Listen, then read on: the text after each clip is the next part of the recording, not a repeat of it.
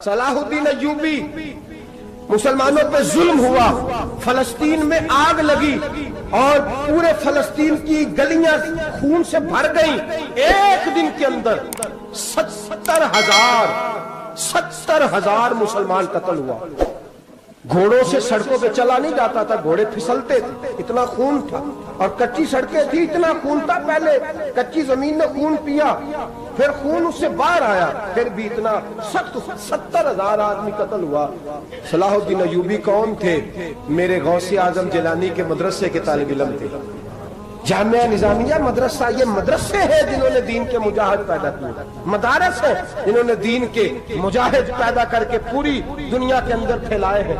مدارس کے اندر دہشت گردی آئی، میں اختلاف نہیں کرتا، لیکن ابھی بھی مدرسے ہیں جن مدرسوں سے رسول اللہ کے دین کا سچا درس دیا جاتا ہے، امن پیار اور محبت کی فضا کو عام کیا جاتا ہے وہ مدارس، اور انشاءاللہ قیامت کی صبح تک وہ مدرسے قائم رہیں گے۔ صلاح الدین ایوبی مدرسے کے طالب علم ہے، مدرسے کا، لیکن مدرسہ اس کا تھا جو ساتھ درویش بھی تھا۔ صلاح الدین ایوبی اکیلا اپنے دوستوں سے کہنے لگا مسلمانوں کی مدد، چند سالوں میں نکلو مدد کریں۔ انہوں نے کہا تیرے نکلنے سے کیا ہوگا؟ کہنے لگا میں نے نہیں نکلنا، میرے اللہ نے میری مدد کرنی ہے، میرے اللہ نے میری اٹھ باندھ کمر، کیا ڈرتا ہے پھر دیکھ خدا کیا کرتا ہے، اور میں مجھے نکلنے دے، اللہ میری مدد کرے گا۔ تھوڑا تھوڑا کر کے فوج جمع کی، کوشش کی۔ چند سالوں کے بعد اسی جگہ جہاں مسلمانوں کا خون بہا تھا، اللہ نے اسلام کا جھنڈا پھر سے بلند کر دیا۔ صلاح الدین ایوبی فاتح بن کے مسجد اقصی کے دروازے پہ کھڑا ہے۔ چند سال گزرے، عیسائیوں کا اپنا وہ ظلم ابھی یاد ہے، اور عیسائی سارے لیڈر کہتے ہیں تیاری کر لو، اب ہمارے بچے کاٹے جائیں گے، عورتیں بیوہ ہوں گی، گردنیں کٹیں گی، اب دیکھنا جتنا خون ہم نے بہایا تھا مسلمان اس سے دگنا بہائیں گے۔ صلاح الدین ایوبی گھوڑے پہ کھڑے ہیں اور پوچھتے ہیں او عیسائیوں بتاؤ تمہارے ساتھ کیا کروں؟ گردنیں جھک گئیں، جواب کوئی بھی نہیں۔ کہا تم نے 70,000 مسلمان ایک دن میں مارا تھا، بولو تمہارے ساتھ کیا کروں؟ تم نے ایک دن میں مسلمان یوں کاٹے جیسے گاجر مولی کاٹی جاتی ہے، بولو کیا کروں؟ عیسائی کہنے لگے ہمیں اپنے ظلم یاد ہے، تشدد یاد ہے، بربریت یاد ہے، تو بہتر جانتا ہے تو نے کیا کرنا ہے۔ صلاح الدین ایوبی گھوڑے پہ فاتح کھڑا ہے، آنکھوں میں آنسو آئے، تڑپ کے رویا، کہنے لگا میں تمہارے ساتھ وہی سلوک کروں گا جو میرے مصطفیٰ نے قریش مکہ کے ساتھ فرمایا تھا، لا تصریب علیکم، جاؤ تم پر کوئی زیادتی، جاؤ تم آزاد ہو۔ اس نے کہا تو کر کیا رہا ہے؟ کہنے لگا میں کیا کروں، میں اس محمد کا ماننے والا ہوں جس نے معاف کرنا سکھایا ہے صلی اللہ علیہ وسلم، میرے پیروں میں زنجیر ہے رسول اللہ کی غلامی کی، جاؤ تم آزاد ہو۔ اس نے کہا تم آزاد ہو، لوگوں نے کلمہ پڑھنا شروع کر دیا، اشہد ان لا الہ الا اللہ واشہد ان محمدا عبدہ۔ سارے قبیلے کے کچھ نہ کچھ لوگ مسلمان، ایک قبیلہ رہ گیا مسلمان نہیں ہوتا۔ صلاح الدین ایوبی اپنے خیمے میں بیٹھے ہیں تو ایک بی بی آ گئی، اس قبیلے کا کوئی شخص مسلمان نہیں ہوتا۔ بی بی آئی، آگے کہنے لگی میرے 4 بیٹے جنگ میں کھو گئے، چھوٹے چھوٹے بچے جنگ میں کھو گئے، مل نہیں رہے، فوجیوں کو حکم دے مجھے میرے بچے تلاش کر کے دیں۔ صلاح الدین ایوبی نے جھٹ پٹ سر پہ امامہ باندھا، نیزہ پکڑا، سینے بند باندھا، اپنے جبے کو سمیٹا اور باہر کہنے لگی تو کدھر جا رہا ہے؟ کہنے لگا میں خود تیرے بچے تلاش کر کے دوں گا۔ صلاح الدین چند سپاہی ساتھ گلی گلی نکلے، گلی گلی فجر کے نکلے، اثر ہو گئی، تھک گئے، 2 نمازیں صحرا میں پڑھی، جنگل کے اندر پہنچے تو ایک کونے میں 4 بچے ایک جگہ ڈرے اور سہمے ہوئے بیٹھے ملے۔ صلاح الدین ایوبی اٹھا کے لائے، ماں کو کہنے لگے تیرے بچے ہیں، نکلا اس لیے تھا کہ میرے نبی نے فرمایا بچے جدا ہوں تو ماں کو درد بڑا ہوتا ہے، اور میرے رسول نے فرمایا تھا جب جنگ کرنے جاؤ تو کھیت برباد نہ کرنا، فصلیں تباہ نہ کرنا، بچوں کو ماں سے جدا نہ کرنا۔ فرمایا میں سوچ رہا تھا تیرے بچے کہیں میری وجہ سے جدا ہو گئے تو مصطفیٰ کو جواب کیا دینا؟ فرمایا تیرے بچے ڈھونڈ کے لایا ہوں۔ بچے ماں کے پاس آنے لگے تو ماں نے بڑے بیٹے کے منہ پہ تھپڑ مارا، کہتا اماں کیا ہوا؟ کہنے لگے تو نے سنا نہیں کہ دشمن کے بچوں کی اتنی حفاظت کرتا ہے، میرے پاس نہ جا، اس کے قدموں میں بیٹھ جا، جس نبی کے غلام اتنے سچے ہیں وہ نبی کتنا سچا ہوگا۔ جس نبی کے نوکر اتنے کھڑے ہیں وہ نبی کتنا کھڑا ہوگا؟ جا کے کلمہ پڑھ لے۔ مسلمانوں کی نا ایک تعداد لڑتے لڑتے دور چلے گئی، تاتاریوں نے قید کر لیا۔ 4 مسلمان تھے، تبلیغ کرنے گئے، جنگ کرنے گئے، جہاد کرتے کرتے کافروں سے لڑتے تاتاری قوم میں چلے گئے، وہاں قید کر لیے گئے تو سزائے موت کا حکم ہوا۔ 4 بزرگ تھے، سزائے موت کا حکم ہوا تو تاتاری بادشاہ جو تھا وہ بڑا خلاف تھا، بڑا سخت مخالف تھا مسلمانوں کے۔ اس نے کہا کہ ان کو جب پھانسی دینا نا مسلمانوں کو تو میرے سامنے دینا۔ اب 4 عالم ہیں، 4 صوفی ہیں، سفید داڑیاں، سر پہ امامے۔ پھانسی کا وقت آیا تو جو پھانسی گھاٹ ہے وہ ایک ہے، چاروں کو اکٹھے پھانسی نہیں ہو سکتی۔ ایک کو کہا کہ ایک ایک کر کے ان کو پھانسی دو۔ جب پھانسی کا وقت آیا نا تو جو سب سے پیچھے صوفی تھے وہ دوڑ کے آگے آئے، کہنے لگے بادشاہ پہلی باری میری لگا پہلی۔ اب بادشاہ نے کہا ٹھیک ہے اسے لٹکا دو۔ وہ قریب آئے تو دوسرے دوڑ آئے، کہنے لگے نہیں پہلی باری میں نے زیادہ کافر قتل کیے، میرا بڑا جرم ہے، مجھے پہلے سزا دو۔ ان کو پھانسی دینے لگے تو تیسرے آ گئے، کہنے لگے نہیں یہ تو میرا قتل کرتا تھا، رستے میں بتایا کرتا تھا، ڈھونڈ کے میں بتلاتا تھا کہ یہاں زیادہ تعداد ہے، مجھے پہلے پھانسی دو۔ تیسرے کے ساتھ بات ہو رہی تھی تو چوتھا دوڑا آیا، کہنے لگا یہ رستے بتاتا تھا، یہ تبلیغ کرتا تھا، یہ سارا کچھ کرتا تھا، لیکن کہا یہ کہتے تھے چلو واپس چلتے ہیں، میں جانے نہیں دیتا تھا، میں کہتا تھا اور کافر مارنے اور علاقے فتح کرنے، میرا جرم بڑا ہے، مجھے پہلے پھانسی دو۔ بادشاہ کہنے لگا مجھے 35 سال ہو گئے حکومت کرتے، بڑی دنیا کو پھانسی دی ہے، لوگ تو ایک دوسرے کو دھکے دیتے ہیں کہ پہلے تو جا پہلے تو جا، اور تم کیسی قوم ہو کہ ایک دوسرے پہ قربان ہو رہے ہو؟ کہنے لگا تم ایک باپ کی اولاد ہو، جاگ رہے آپ لوگ؟ تاتاری بادشاہ، کافر بادشاہ، اسلام کی مخالفت کرتے ہیں، ایک باپ کی اولاد ہو کا نہیں، ایک قبیلے کے رہنے والے ہو کا نہیں، ایک ملک کے رہنے والے ہو نہیں۔ اس نے کہا رشتہ کیا ہے تمہارا، رشتہ کیا ہے؟ تو بول کے کہنے لگے خدا ایک ہے، نبی ایک ہے، خدا ایک ہے اور نبی منفرد ایک ہے، اس قوم کی نقصان بھی ایک ہی سب کا نبی، اللہ بھی، قرآن بھی ایک۔ کیا ہی اچھا تھا ہوتے اگر مسلمان بھی ایک، یوں تو سید بھی ہو، مرزا بھی ہو، افغان بھی ہو، تم سبھی کچھ ہو، بتاؤ کہ مسلمان بھی ہو۔ فرمایا ہمارا اللہ ایک ہے، نبی ایک ہے، تو کہا پھر ایک دوسرے پہ جان کیوں دیتے ہو؟ فرمایا ہمارے نبی نے ہمیں بھائی بھائی بنا دیا ہے، بھائی کا دل نہیں کرتا اس کی آنکھوں کے سامنے بھائی چلا جائے، ہمارا دل نہیں کرتا پہلے مجھے دے پہلے مجھے دے۔ بادشاہ کہنے لگا تمہارا جذبہ مجھے متاثر کر گیا، جاؤ میں تم چاروں کو آزاد کرتا ہوں، تمہیں آزاد کرتا ہوں۔ میرے دوستو یہ رنگ تھا، دیکھیں نا، یہ اس دھرتی نے نظام دیکھا ہے نا، اس فلک میں پہلی بار دیکھا، اس زمین نے پہلی بار، اور میرے حضرت صاحب فرمایا کرتے تھے زمین تڑپ کے روئی، اس نے پہلی دفعہ دیکھا۔ احد کا میدان ہے، 3 صحابہ تپتی ہوئی زمین پہ زخموں سے چور چور پڑے ہیں۔ حضرت انس بن نضر رضی اللہ تعالیٰ عنہ پانی کا پیالہ لے کے پہنچے، ایک زخمی سے کہا تجھے پانی پلانا ہے، تو کہنے لگا میرے زخم تھوڑے ہیں، وہ جو ساتھ پڑا ہے اس کے زخم گہرے ہیں، پہلے اسے پانی پلا دے، جا اسے دے دے۔ اس کے پاس پہنچے تو وہ کہنے لگا وہ مجھ سے پہلے گرا تھا، اس کا زخم زیادہ گہرا ہے، اسے پانی پلا۔ تیسرے کے پاس گئے تو کہنے لگا چوتھا تڑپ زیادہ رہا ہے، اس کی عمر زیادہ ہے، میں تو جوان ہوں برداشت کر لوں، بڑھاپے کی وجہ سے نڈھال ہو گیا ہے، پہلے اسے پانی پلا۔ چوتھا کہنے لگا 5ویں کے پاس جا، 5واں کہنے لگا 6 کے پاس جا۔ حضرت انس بن نضر کہتے میں رو پڑا، میں نے کہا محمد کے غلاموں، رسول نے تمہیں کیسا جذبہ دے دیا ہے، زبانیں پیاس سے باہر ہے لیکن تمہاری اخوت مرتے دم تک قائم ہے۔ کہتے میں 7ویں کے پاس گیا تو کہنے لگا اگر 6 قربانی دے سکتے ہیں تو مجھے خود غرض نہ سمجھ، میں نے نہیں پانی پینا، جا پہلے کے پاس لے جا۔ کہتے میں پہلے کے پاس آیا تو روح پرواز کر گئی، دوسرے کے پاس آیا تو روح پرواز کر گئی، میں 7ویں تک آیا تو انتقال کر گئے۔ کہتے ہیں پانی کا پیالہ میں نے اٹھایا اور میں نے زمین پہ رکھا تو میں نے کہا پانی گھما رہنا، محمد کے غلام مر تو جاتے ہیں پر ایک دوسرے کا خیال بڑا رکھا کرتے ہیں، گھما رہنا یہ مر جایا کرتے لیکن ایک دوسرے کا درد۔ میرے دوستو لٹا ہوا برما، روتے ہوئے مسلمان، سسکیاں اور آہیں لیتی ہوئی مائیں پوچھتی ہیں اے خاصہ اے خاصان رسول، وقت دعا ہے، امت پہ تیری آ کے عجب وقت پڑا ہے، وہ دین جو بڑی شان سے نکلا تھا وطن سے، پردیس میں وہ دین آج غریب الغربا ہے۔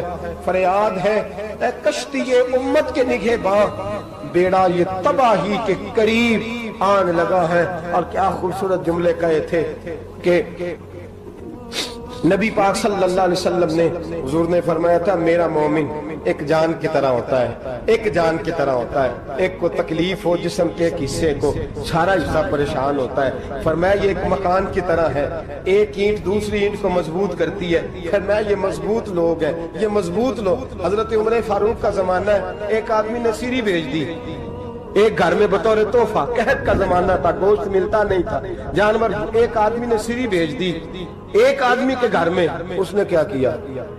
اس نے اپنی بیوی سے کہا ہماری تو خیر ہے، ساتھ والا پڑوسی زیادہ غریب ہے، ادھر نہ بھیج دے، یہاں گندم امیر شہر کی ہوتی رہی خراب، اور بچی کسی فقیر کی فاقوں سے مر گئی۔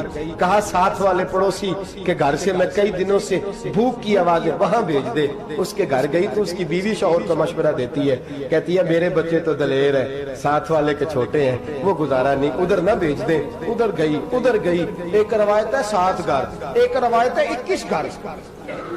21 گھروں میں گھومتی ہوئی وہ سری پھر پہلے کے گھر میں آ گئی، اور پہلا صحابی کہنے لگا صرف تو نے ہی محمد کا کلمہ نہیں پڑھا، باقی 20 نے بھی پڑھا ہوا ہے، صرف تو نے ہی رسول اللہ سے یہ درس نہیں لیا، باقیوں نے بھی لیا ہے، اور صرف تیرے اندر ہی جذبہ اظہار نہیں، تو ہی صرف مسلمانوں سے پیار نہیں کرتی، سارے ہی پیار کرتے ہیں۔ وہ سری پھر آ گئی ہے، اب کیا کرنا ہے؟ اب کیا کرنا ہے؟ تو امام نبوی نے لکھا ہے، وہ کہنے لگی کرنا کیا ہے؟ پکاؤں گی میں اور کھائیں گے 21 گھر، پھر بھی اکیلے نہیں کھائیں گے، پکاؤں گی میں اور کھائیں گے 21 گھروں کے مطابق شوربہ پکا، اور پھر برتن میں ڈال کے وہ بی بی ایک گھر کا دروازہ کھٹکھٹاتی ہے، کہتی ہے مصطفیٰ کے غلاموں نکلو باہر اور کھاؤ، اس لیے کہ جس نبی نے مجھے پیار کا حکم دیا اسی نے تمہیں بھی پیار کرنا سکھایا ہے، یہ رنگ چشم فلک نے سکھایا ہے۔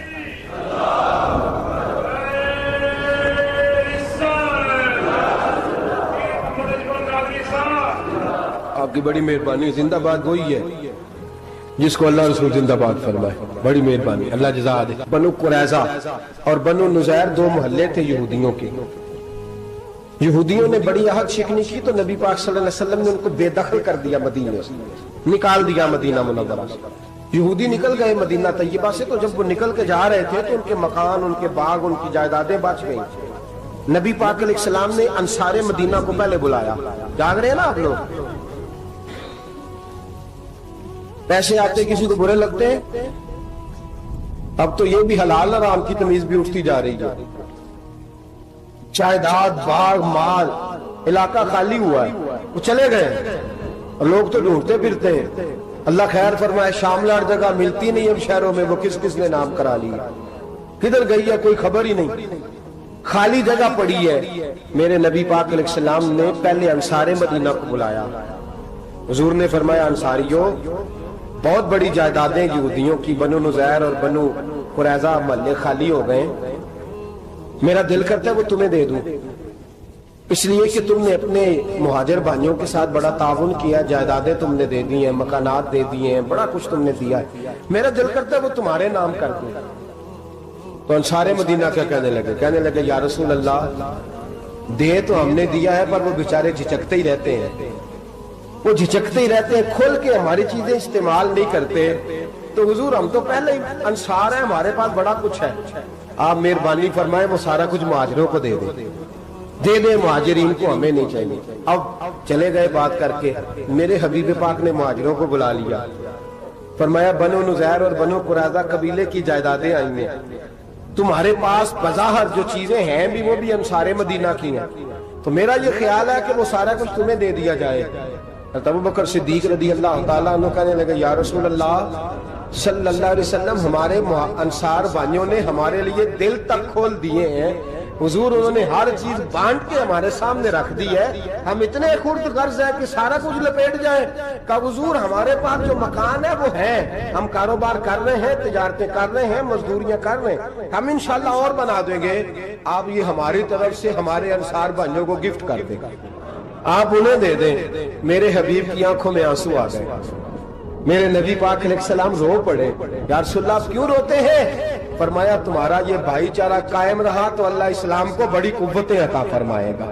اللہ طاقتیں دے گا اسلام کو اگر تمہارا یہ رنگ قائم رہا, یہ انداز. میرے غلاموں تمہارے یہ طور طریقے, کہ بھائی کہتا ہے دوسرے کو, دوسرا کہتا ہے تیسرے کو.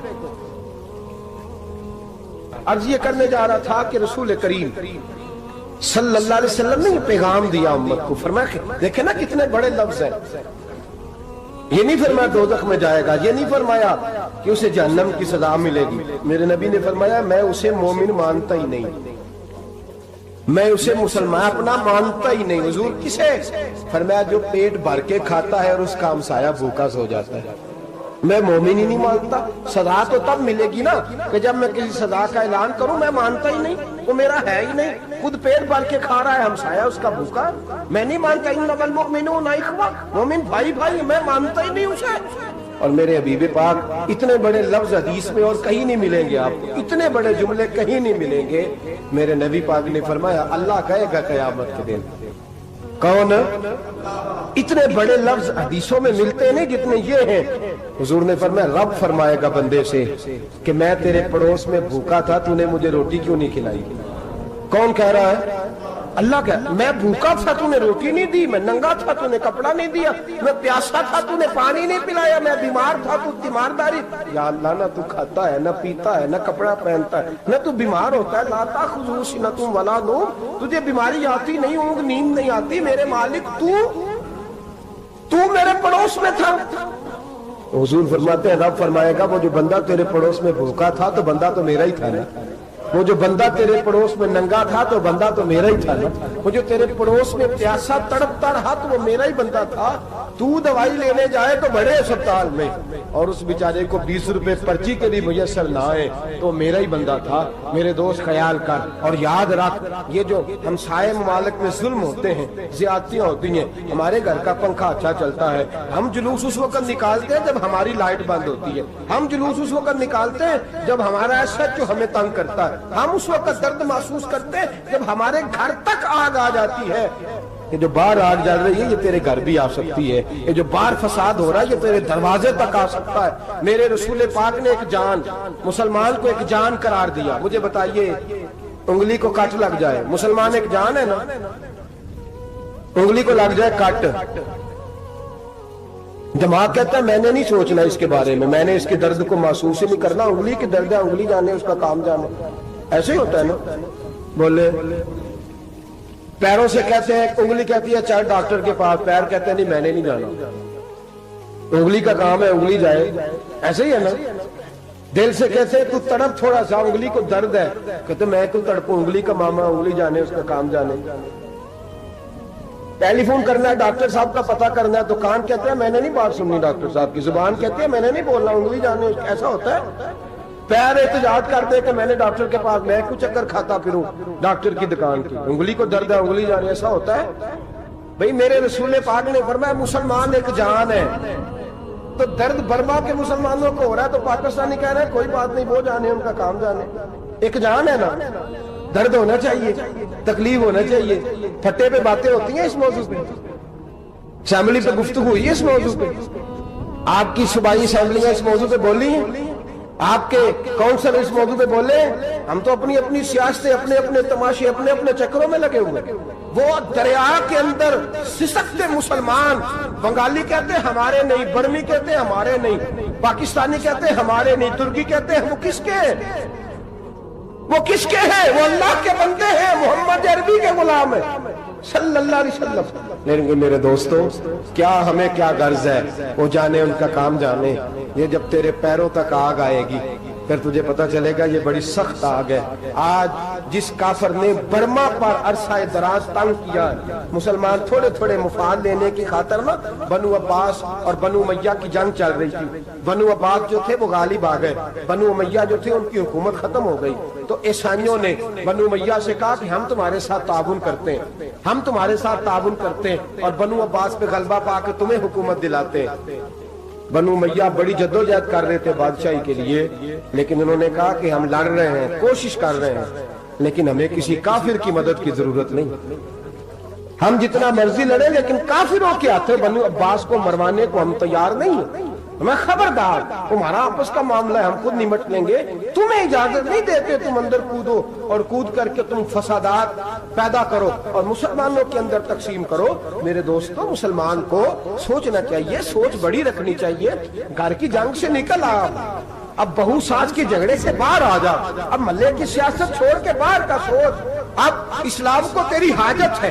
अब पूरी दुनिया जब मुसलमान को देखे ना, फेसबुक यूज होती है, उस पर नौजवान जब इस्लाम की बात करने लगेगा, उस पर जब बड़ा इस्लाम की बात करने लगेगा, पूरी दुनिया में पैगाम जाएगा कि मुसलमान अब जागने लगा है, मुस्लिम खाबीदा बेदार होने लगा है, अब इसकी आंखें खुलने लगी है, अब ये अपने मजहब की बात करता है, अब ये अपने मुल्क से, सूबे से, बरादरी से निकल कर बोलता है, अब ये कहता है कि बाजू तेरा तौहीद की कुव्वत से कवी है, इस्लाम तेरा देश है, तू मुस्तफी है। अब ये बड़ी सोच रखता है, अब ये आलमी बात करता है।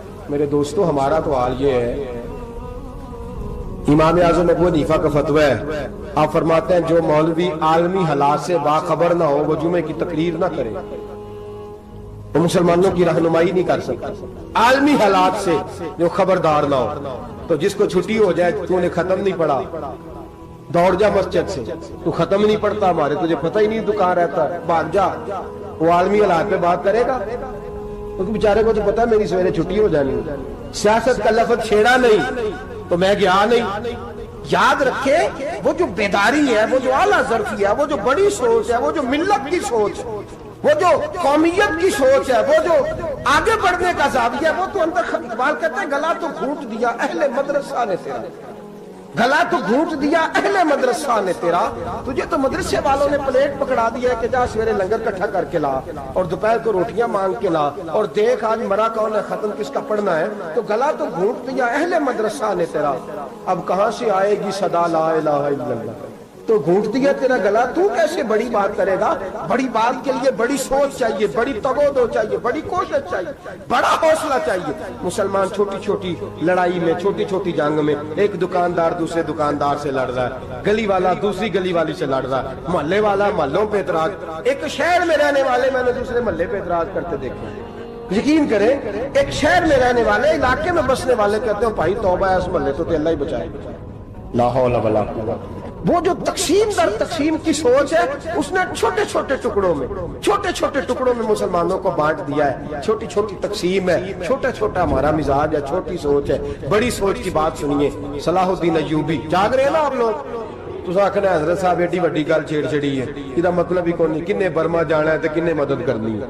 मैं तो भाई फरीजा सर अंजाम दे रहा हूँ। मेरे नबी ने फरमाया बुराई को या हाथ से बदल, हाथ से नहीं बदल सकता तो जुबान से तो बोलना।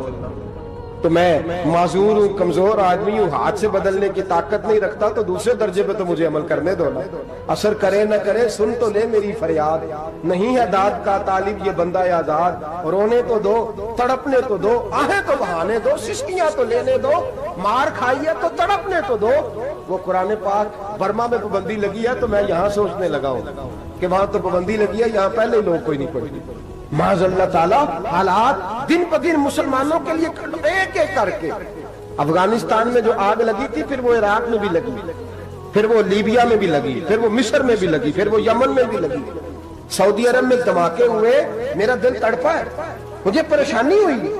मैं बच्चे 5 थे, मैं बड़ा डिस्टर्ब हुआ। मैंने कहा यार ये हमारा सबका इजमाई अकीदत का मरकज है, हम कम से कम 1000 इख्तलाफ के बावजूद कहा करते थे कि अरब में अमन है यार, वहाँ सुकून है, वहाँ दुकानें खुली छोड़ के लोग चले जाते हैं। वहां भी फसाद होने लगा, वहां भी आग बढ़ गई है। लेकिन हम सिर्फ छोटी छोटी करके जब आग बुझाने की कोशिश करेंगे, उस वक्त आग नहीं बुझेगी। जब हर आदमी अपने प्याले में पानी लेके आएगा, हर शख्स अपने घर की नल चलाएगा, हर शख्स नलका चलाएगा और पानी निकाल के ये आग बुझाएगा, तब ये आग बुझेगी। हर आदमी को किरदार, सोच बड़ी करें, नजरिया बड़ा करें, मिल्लत की बात करें, मुसलमान होके सोचे, मुसलमान होके सोचे। खुदारा निकले ये घर के झगड़ों से, थोड़ी देर के लिए अपने आप को बड़ा करें, बड़ी सोच आप बनाएं। जब दोस्तियां लगाएं, याराने लगाएं, तो छोटे मोटे हिसाब से बचें। बाबा बुल्ले शाह साहब फरमाते कोरे वर्क किताब नहीं होंगे, ਕੋਰੇ ਵਰਗ ਕਿਤਾਬ ਨਹੀਂ ਹੁੰਦੇ, ਪੱਥਰ ਦਿਲ ਗੁਲਾਬ ਨਹੀਂ ਹੁੰਦੇ।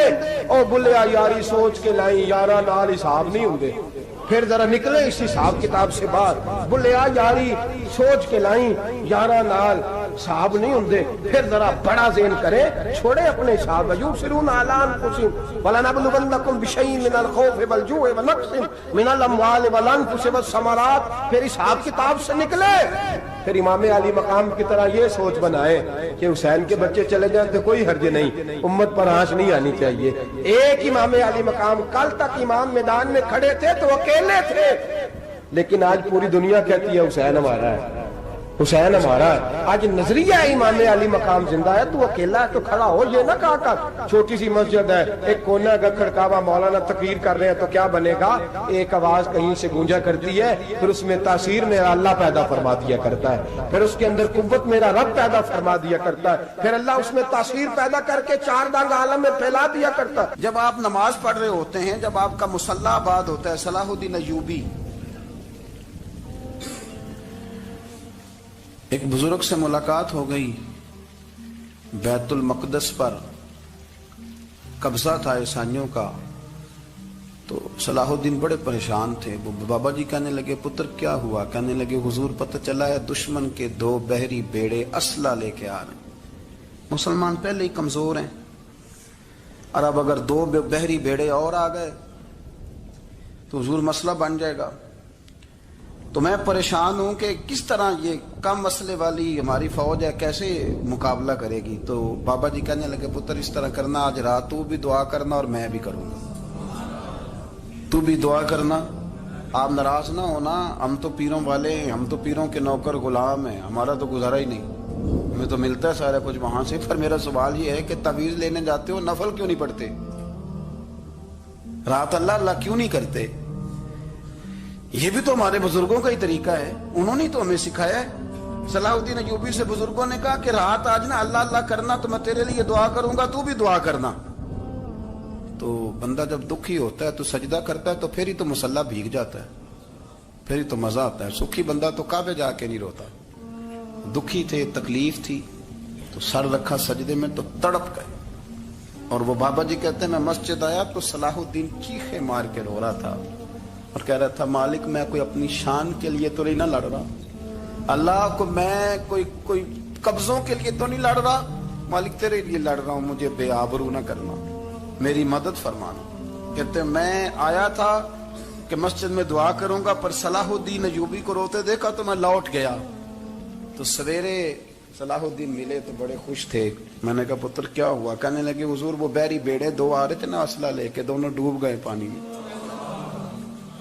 میں ڈوب گئے۔ تو بابا جی کہنے لگے صلاح الدین وہ پانی میں نہیں ڈوبے، وہ تیرے آنسوؤں میں ڈوب گئے، وہ غرق ہو گئے، وہ جو تو نے مصلی بات کیا تو وہ تیرے آنسوؤں میں ڈوب گئے، وہ غرق ہو گئے، وہ تباہ اتنے قیمتی تھے تیرے آنسو کے بہا لے گئے دشمن کے بحری بیڑوں کو۔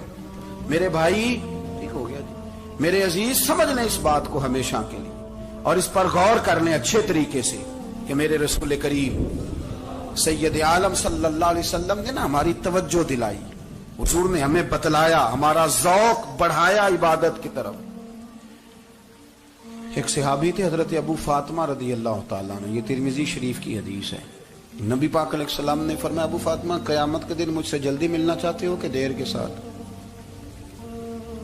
تو کہنے لگے حضور کون ہوگا جو دیر سے ملنا چاہے، ہم نے تو جان دے دی وعدہ دیدار پر۔ اعلیٰ حضرت فرماتے ہیں جان دے دی وعدہ اور نقد اپنا دام ہو ہی جائے گا۔ مجھے لگتا ہے کہ یہ سودا نقد و نقد ہو جانا ہے، چونکہ ہم نے جان دے دی وعدہ دیدار پر۔ آپ نے وعدہ کیا تھا کہ مریں گے تو پھر زیارت ہوگی، تو مر گئے ہم زیارت کی خاطر۔ جان دے دی وعدہ دیدار پر تو نقد اپنا دام ہو ہی جائے گا۔ اے رضا ہر کام کا ایک وقت ہے، دل کو بھی آرام ہو ہی جائے گا۔ تو حضرت ابو فاطمہ رضی اللہ تعالیٰ عنہ سے نبی پاک صلی اللہ علیہ وسلم نے فرمایا جلدی ملنا چاہتے ہو کہ دیر سے؟ عرض کی حضور فٹافٹ ملنا ہے، میں نے قیامت کے دن آپ سے جلدی ملنا ہے۔ تو نبی پاک علیہ السلام نے فرمایا پھر اس طرح کرنا، دنیا میں رہ کے سجدے زیادہ کرنا، پھر سجدے زیادہ کرنا، قیامت میں ملاقات جلدی ہو جائے گی، قرب ملے گا تمہیں۔ اپنے بچوں کے اندر دیکھیں نا، ہم شوق پیدا کرتے ہیں، ہمیں صحیح لفظ نہیں بولنے آتے پر ہم بچوں میں شوق پیدا کرتے ہیں کہ پتر ڈاکٹر بن جائے گا تو بڑا نفع کرے گا، تو لوگوں کی خدمت کرے گا، ملک و ملت کی خدمت کرے گا، تیرے ابا کا نام روشن ہوگا، تیرے دادا کی تعریفیں ہوں گی۔ ہم یہ ذوق پیدا کرتے ہیں۔ ہم اپنے نوجوانوں کے اندر یہ فکر پیدا کرتے ہیں، انہیں ہم سمجھاتے ہیں کہ میاں جب تم پڑھو گے، محنت کرو گے تو فلاں آدمی کی طرح تمہارا نام ہوگا۔ یہ جتنا ذوق ہم بچوں کے اندر ان چیزوں کا پیدا کرتے، ہمیں حکم ہے کسی طرح ہم ذوق پیدا کریں کہ پتر نماز پڑھے گا تو اللہ راضی ہو جائے گا، تو سجدہ کرے گا۔ دیکھیں نا میرے رسول کریم علیہ السلام نے فرمایا 7 سال کے بچے کو مسجد لے کے جاؤ، یعنی اسے شوق دلاؤ، اس کے اندر یہ خاصیت پیدا کرو کہ اس کا دل کرے مسجد میں جانے کو، اس کے اندر یہ خصوصیات لاؤ کہ وہ ہمارے ہاں نا ہر چیز کو پرموٹ کیا جا رہا ہے، ہر چیز کو یعنی سر سنگیت سکھانے کے لیے اکیڈمیاں بن گئی، ہر شے پرموٹ ہو رہی ہے، عبادت کا جذبہ کم ہوتا جا رہا ہے، اللہ کا ذوق ہمارے اندر نہیں رہا۔ اور اتنا مشکل ہم نے اپنے لیے بنا لیا ہے کہ وہ بندہ جو بڑی زبردست مذہبی گفتگو کر رہا تھا اور تگڑی بات کر رہا تھا، کیا بات ہے، لیکن نماز کے بارے میں کمزوری دکھا جاتا ہے، نوافل کے بارے میں وہ چپکے سے نکل جاتا ہے۔ امام احمد بن حنبل رحمۃ اللہ تعالی علیہ، مسند امام احمد بن حنبل 14 جلدوں میں ہے مارکیٹ میں، اور مجھے تو خیر پسند ہی پڑی ہے، میں نے تو کئی دفعہ پڑھی ہے، اور کیا بات ہے امام احمد بن حنبل، کیسے تگڑے قسم کے محدث تھے اور اللہ نے کتنا انہیں اعزاز عطا فرمایا ہوا۔ یہ کوڑے بھی کھاتے تھے دین کی خاطر، سارا کرتا لہو سے بھر بھی جایا کرتا تھا، بڑا اعزاز والا شخص تھے، بڑے اعزاز والے، حدیثیں جمع کرنا، حدیثیں لکھنا، حدیث پڑھانا، سارا دن رہتے تھے۔ کہہ سکتے تھے کہ میں کر تو رہا ہوں کام، اور حدیث بھی موجود ہے کہ عالم عابد سے افضل ہوتا ہے، پر اس کے باوجود